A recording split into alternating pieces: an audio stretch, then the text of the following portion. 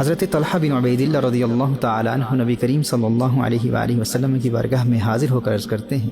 یا رسول اللہ صلی اللہ علیہ وسلم، میں نے خواب میں 2 صحابہ کو دیکھا۔ محترم احبہ، یہ وہ 2 صحابہ ہیں جو ایک ہی دن میں ایمان لائے تھے۔ ان میں سے ایک صحابی اپنی عبادات، تقوی اور دینی خدمات کے حوالے سے دوسرے صحابی کی بنسبت زیادہ مشہور تھے اور وہ شہید بھی ہوئے تھے،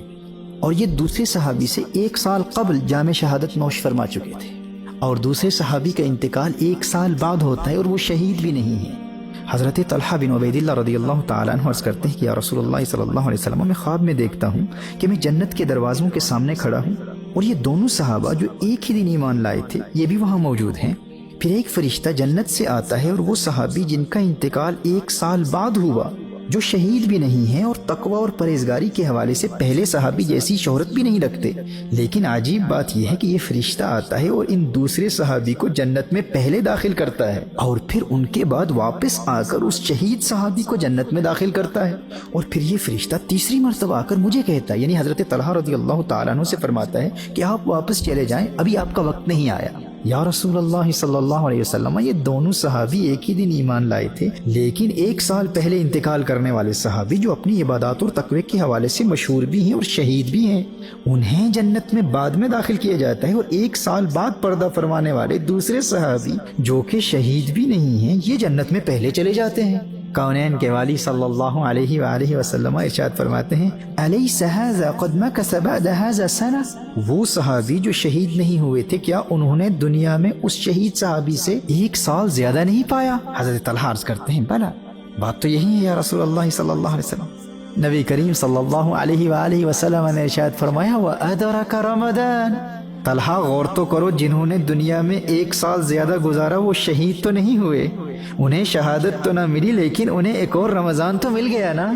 میرے دوستو، جاننا چاہتے ہو جس خوش قسمت کو اللہ جل وعلا رمضان تک زندگی دے دے اور وہ رمضان کا احترام بجا لاتے ہوئے گناہوں سے بچتا رہے اور اس پاک مہینے میں خوب عبادت کرے، اسے مقام کیا ملتا ہے جاننا چاہتے ہو؟ ارشاد فرمایا، اے طلحہ، اگرچہ یہ دونوں ایمان ایک ہی دن لائے تھے، لیکن اس 1 سال بعد پردہ فرمانے والے صحابی جو شہید بھی نہیں ہیں، انہیں مزید ایک رمضان مل گیا، اور اس رمضان کے پانے کی برکت سے اس صحابی اور اس شہید صحابی کے مقام میں اللہ جل وعلا نے اتنا فرق پیدا کر دیا جتنا زمین و آسمان کے مابین ہے۔ ہر چند کے جنت میں پہلے داخل کیا جانے والا شہید نہیں تھا، لیکن رمضان پانے اور رمضان کی عبادت کی وجہ سے اس کا مقام اس شہید صحابی سے اتنا بلند ہے، یہ درجات و مقامات کے اعتبار سے رمضان کی وجہ سے اس شہید کے مقابلے میں اتنا آگے نکل چکا ہے کہ اب دونوں میں اتنا فرق ہے جتنا زمین و آسمان کے مابین ہے۔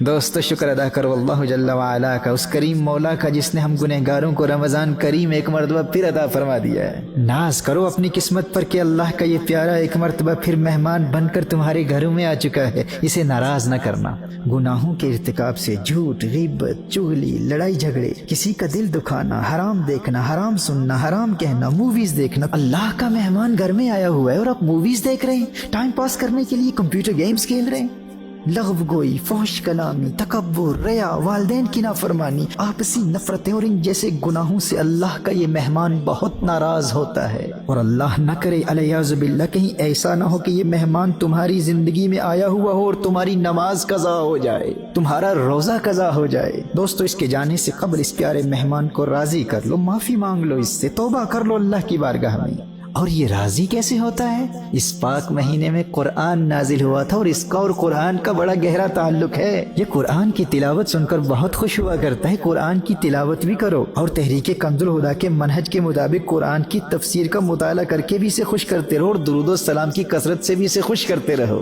اگر تم نے سچی توبہ کر لی اور آئندہ تمام زندگی گناہوں سے بچ کر گزارنے کا پختہ ارادہ کر کے اللہ کے اس مہمان کو خوش کر دیا، تو یہ تمہیں اللہ کی معرفت اور قرب الہی کے ایسے مقامات پر فائز کر دے گا کہ باقی نیکیوں میں کمی کے باوجود تم شہیدوں سے بھی بلند مرتبے پر فائز ہو جاؤ گے۔ تمہیں اندازہ ہی نہیں ہے تمہاری خوش قسمتی اور خوش بختی کا۔ کتنے عاشقان رمضان کے دل سینوں میں تڑپتے رہ گئے، لیکن رمضان سے 1 دن پہلے موت نے انہیں آ پکڑا اور وہ قبروں میں چلے گئے۔ آج وہ قبروں میں ہے لیکن تمہاری قسمت پر رشک کر رہے ہیں۔ اور یاد رہے، جو اللہ کے اس پیارے کو نافرمانیوں کے ذریعے ناراض کرتا ہے اس پر اللہ کا غضب نازل ہوتا ہے۔ If you disrespect this guest of Allah Allah by sinning, by missing your prayers, by committing acts that displease Allah and His beloved sallallahu alayhi wa sallam. And if you don't show hospitality to this beautiful guest from Allah Jalla wa Ala by fulfilling the rites of Ramadan,